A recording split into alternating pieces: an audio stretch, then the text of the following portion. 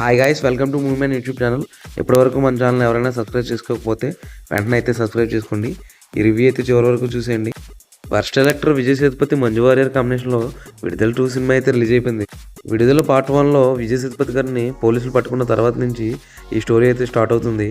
అసలు ఆ ఇన్వెస్టిగేషన్లో సూరి క్యారెక్టర్ చేసిన కుమరేసన్ గారు విజయ్ సేతుపతి గారి క్యారెక్టర్ కోసం ఏం తెలుసుకున్నారు, అసలు గతంలో ఆయన బడుగు బలహీన వర్గాల కోసం ఎందుకు నిలబడాల్సి వచ్చింది అనేది ఈ సినిమా కథలో అయితే మనం చూసి తెలుసుకోవాల్సిందే. నిజానికి ఈ సినిమా సీక్వెల్ అనే కన్నా ప్రీక్వెల్ అంటేనే బాగుంటుందేమో. ఎందుకంటే గతంలో ఏం జరిగిందో అవన్నీ ఆయన అయితే తెలుసుకోవడం జరిగింది, మనకు చూపించడం కూడా జరిగింది. అసలు ఈ సినిమా ఎలా ఉందో చూసేద్దాం. ఇప్పుడు ఫస్ట్ హాఫ్ వచ్చేసరికి పర్లేదు, చాలా డీసెంట్గానే అనిపించింది. బట్ సెకండ్ హాఫ్ వచ్చేసరికి చాలా బోరింగ్ అయితే అనిపించింది. ఎందుకంటే అంత ఆశించదగ్గ ఎంగేజింగ్ నెరేషన్ అయితే లేదు ఈ సినిమాలో. చాలా స్లో నెరేషన్ ఉంది, ఎక్కువ ల్యాక్ కూడా అనిపిస్తుంది. దానివల్ల చాలా బోరింగ్గా ఫీల్ అవుతాం మనం ఆడియన్స్ అయితే. వెట్రిమారన్ గారి సినిమాలకు ఒక డిఫరెంట్ ఫ్యాన్ బేస్ ఉందనే చెప్పుకోవచ్చు. బట్ ఈ విడుదల 2కి వచ్చేసరికి పూర్తిగా పాజిటివ్ ఏదైనా ఉందంటే అది విజయ్ సేతుపతి గారి పర్ఫార్మెన్స్ అనే చెప్పుకోవచ్చు.